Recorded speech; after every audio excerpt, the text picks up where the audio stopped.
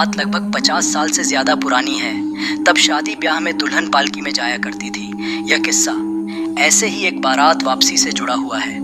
बिहार का दरभंगा जिला, जहां लगभग आधी रात के वक्त दो कन्हार एक दुल्हन की पालकी लेकर कच्चे रास्ते पर चल रहे थे।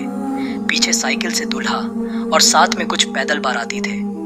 उस वक्त पैदल ही एक गांव से चलकर दूसरे गांव जाना होता था और रास्ते में अक्सर जंगल पड़ते थे। सभी चलते हुए काफी आगे निकल आए थे। उन्हें दरभंगा के नेहरा गांव पहुंचना था, जो अब कुछ ही किलोमीटर बचा हुआ था कि तभी डोली उठाए कन्हार ने कहा, मालिक 2/3 रास्ता पार हो चुका है, अब हमें रुककर आराम कर लेना चाहिए। ठीक है, हम काफी देर से चल रहे हैं और सभी थक भी चुके हैं। अब आगे जो भी रुकने की जगह दिखे वहां रुक जाएंगे। कुछ दूर आगे जाने पर उन्हें एक बड़ा चबूतरे वाला बरगद का पेड़ दिखा। बरगद के पेड़ के नीचे पड़ाव ले लिया गया। डोली जिसमें दुल्हन थी उसे बरगद के पेड़ के नीचे रखकर सभी चबूतरे के आसपास आराम करने लगे।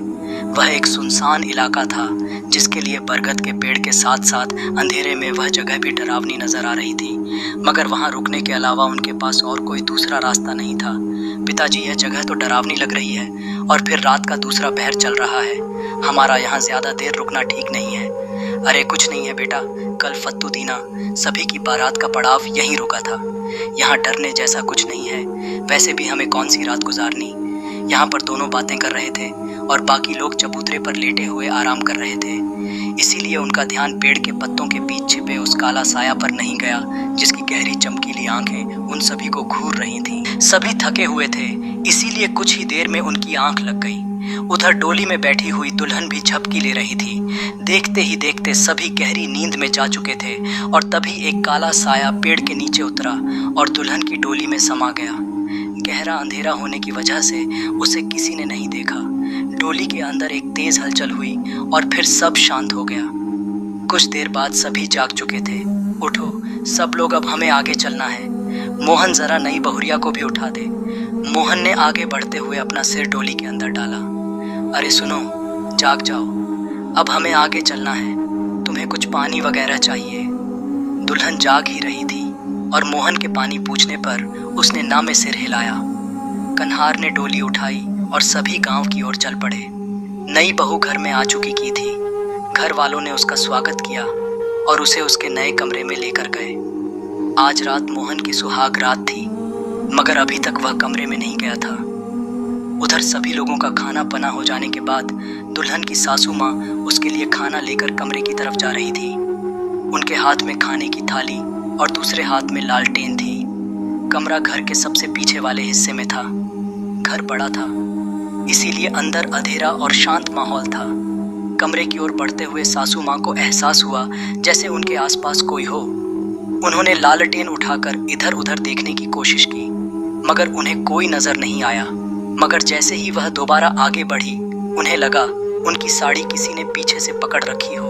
उन्होंने बिना पीछे देखे गुस्से से कहा, कल्लो, क्या यह तू है? मैं कहती हूँ छोड़ मेरी साड़ी। मैं तेरी नई भाभी नहीं, तेरी माँ हूँ। मैं कहती हूँ छोड़ मेरी साड़ी। इतना कहते हुए सासू माँ जैसे ही पीछे पलटी, उनके ठीक पीछे एक बेहद खौफनाक साया खड़ा था, जिसे देखते ही उनके हाथ से खाने की थाली और लालटेन दोनों गिर गए। उधर जैसे ही मोहन और उसके पिताजी ने चीखने की आवाज सुनी, दोनों अंदर की तरफ भागे। अंदर का नजारा चौंका देने वाला था। लालटेन और खाने की थाली के साथ मोहन की माताजी भी जमीन पर पड़ी हुई थी। दोनों उन्हें किसी तरह उठाकर आगे वाले कमरे में लेकर आए। मोहन की माताजी एक बिस्तर पर लेटी थी। मोहन और उसके पिताजी उसके पास ही खड़े थे।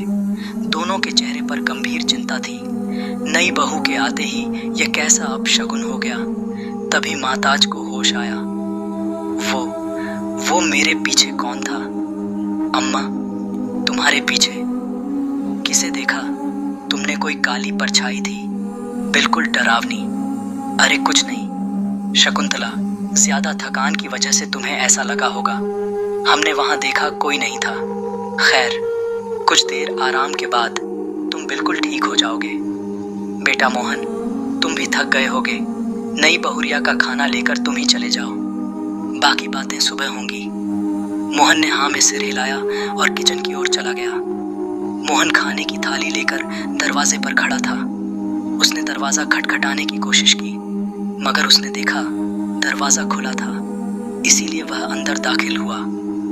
कमरा सजा हुआ था और वहां हल्की रोशनी थी। उसने देखा उसकी पत्नी मालिनी शीशे के सामने खड़े होकर अपने बाल बना रही थी। उसके खुले हुए बाल पैरों तक आ रहे थे, जिसे देखकर मोहन ने हैरानी से कहा, बाप रे, इतने लंबे बाल मैंने पहली बार देखा है।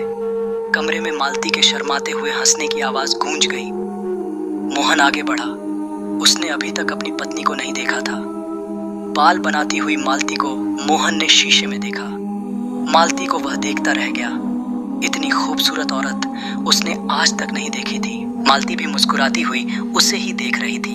अचानक मोहन की नजरें उसकी मांग में लगे सिंदूर पर गईं। काला सिंदूर, तुमने काला सिंदूर लगाया है। मालती अपने बालों को सवार हुए शीशे में देखकर बोली, आपकी नजरें चौध आ गईं। जी, मैंने तो लाल ही सिंदूर लगाया है। इतना कहते हुए मालती मोहन की तरफ पलटी। उसका चेहरा देखते ही देखते काफी भयानक हो गया था। खुले बाल, उल्टे पैर और चमकती हुई आंखें। मालती का ऐसा रूप देखकर मोहन के शरीर का खून ठंडा पड़ गया। वह चीखता हुआ बाहर की तरफ भागा, बचाओ मोहन। दरवाजा खोलने की कोशिश कर रहा था, मगर दरवाजा खोलने का नाम नहीं ले रहा था। तब तक मालती, जिसने प्रेतनी का रूप धारण कर लिया था, वह उसके नजदीक आते हुए बोली, मुझसे डरो मत मोहन, मैं तुम्हारी पत्नी हूँ, तू मेरी पत्नी मालती नहीं हो सकती। बचाओ बचाओ। मोहन चीख पड़ा, लेकिन उसकी आवाज कमरे से बाहर नहीं निकल सकी। तब तक मालिनी ने उसके सामने आते हुए कहा, तुम ही मुझे अपने साथ लाए हो। जी हाँ, यह सच है कि मैं तुम्हारी मालती नहीं हूँ, जिस पेड़ के नीचे तुम सभी आराम करने के लिए रुके थे। उस बरगद के पेड़ पर मैं सदियों से रह रही थी। जैसे ही मैंने डोली और बारात देखी, मेरी इच्छा दुल्हन को देखने की हुई। तुम सभी जब गहरी नींद में सो रहे थे, तब मैं उसके अंदर समा गई। तब से मैं मालती के शरीर में रह रही थी। मोहन अभी भी डरा हुआ था।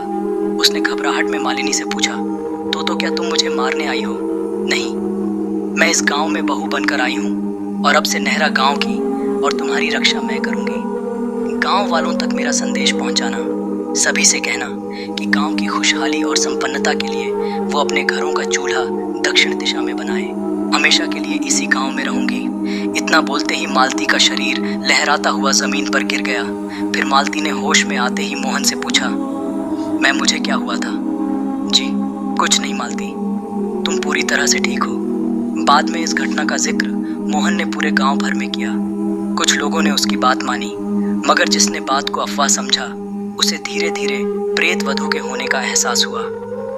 कुछ वक्त के बाद घटना हर तरफ फैल गई कि बिहार के नेहरा गांव पर किसी प्रेत वधू का साया है।